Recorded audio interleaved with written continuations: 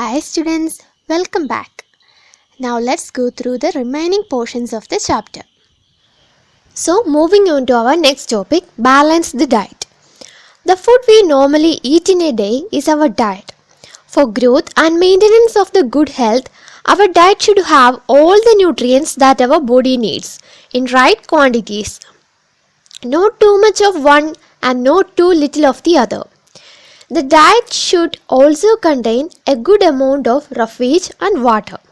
Such a diet is called a balanced diet. So, diet is the food that we eat during a day.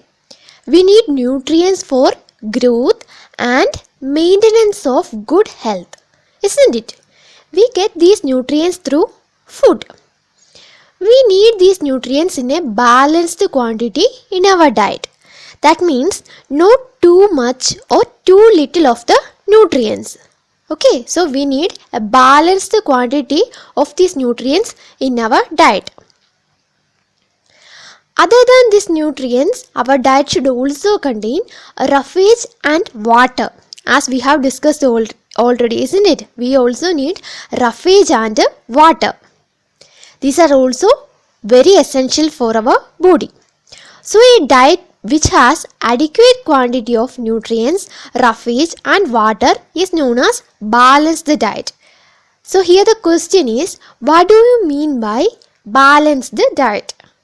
Okay, the answer is a diet which has adequate quantity of nutrients, roughage and water is known as balanced diet. Got it? Okay. Do you think that people of all ages need the same type of diet? Do you also think that what we need for a balanced diet would depend on the amount of physical work that we do? Prepare a chart of whatever you eat over a period of a week. Check whether all the nutrients mentioned are present in one or the other food items being eaten within a day or so. So, the physical activity of an old-aged person will be different to a youngster, and that too different for a child, isn't it? So here comes a question whether all people of all age group require the same diet. Okay, so we can prepare a chart of food that we eat during a week. So after a week we can identify which all nutrients has been taken by us. Pulses, groundnut, soya bean, sprouted seeds, fermented foods, a combination of flours, bananas, spinach, sattu, jaggery, available vegetables and other such foods provide many nutrients. Therefore, one can eat a balanced diet without expensive food materials. So, by eating all these things, we regularly use all these food items, isn't it? By eating these things such as pulses, groundnut, these sprouted seeds, fermented foods such as idlis and all. We used to eat idlis for breakfast, isn't it? So idlis, then flours, then banana, spinach, jaggery, vegetables, fruits, all these provide nutrients to our body, isn't it? All these food items will provide nutrients. So, it does not mean that to get a balanced diet, we have to spend more money on food. All such nutrients are present in the food items that we used to eat daily. Eating the right kind of food is not enough. It should also be cooked properly so that its nutrients are not lost. Are you aware that some nutrients get lost in the process of cooking and preparations? So, now let's discuss about the loss of nutrients by cooking and also various preparations during the time of cooking. Okay. If the vegetables and fruits are washed after cutting or peeling them, it may result in the loss of some vitamins. The skins of many vegetables and fruits contain vitamins and minerals. Similarly, repeated washing of rice and pulses may remove some vitamins and minerals present in them. So, after cutting or peeling of the fruits and vegetables, there will be loss of nutrients during washing. So, how can we avoid such a condition? Yes, we can wash the fruits and vegetables before cutting or peeling them, isn't it? So So in such a way, we can prevent the loss of nutrients by the process of washing. And also, most of the fruits and vegetables skin contain nutrients. Okay, so most of these fruits and vegetables skin contain nutrients.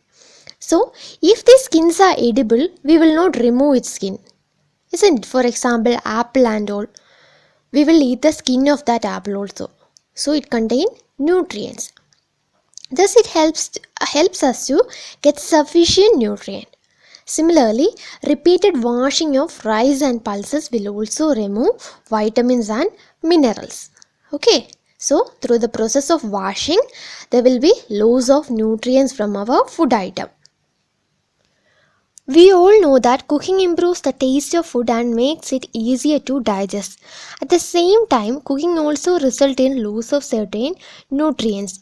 Many useful proteins and considerable amounts of minerals are lost if excess of water is used during cooking and is then thrown away.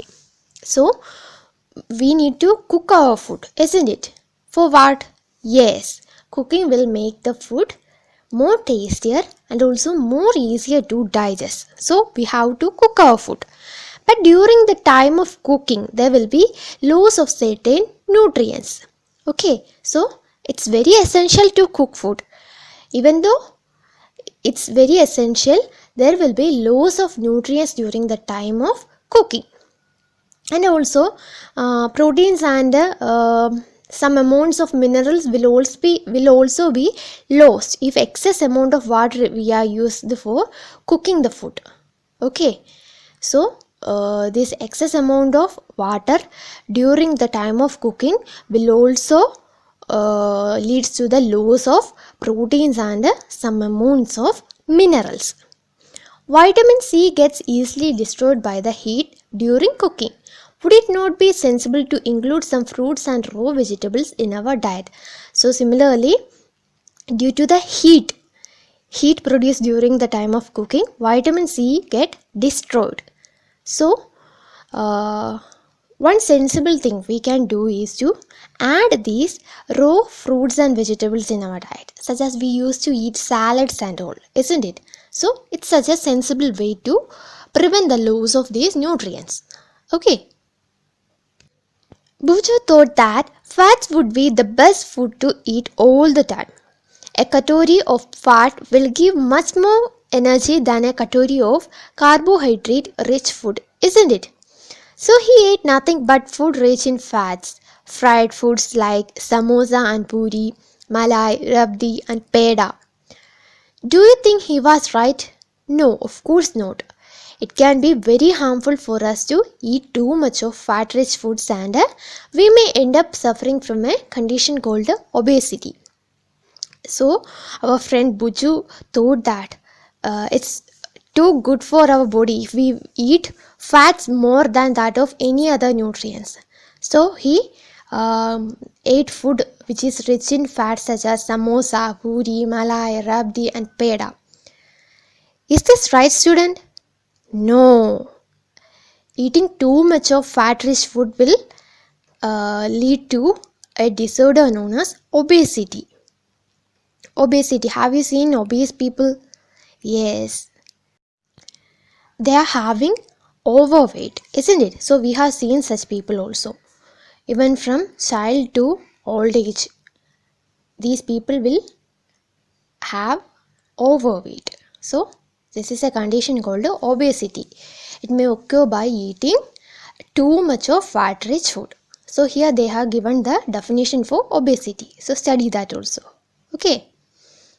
So we need all type of nutrients, isn't it? We need balanced diet as we have discussed already. All the nutrients should be present in our diet in right quantity. Not too little, neither too much of the nutrients. We need these nutrients for our proper growth and maintenance of body. More amount of these nutrients and also too little amount of these nutrients will cause some diseases. Okay. So students, we will discuss the remaining portion of the chapter in next video. All of you subscribe to the channel and press the bell icon so that you will get the notification of next video. See you soon. Thank you.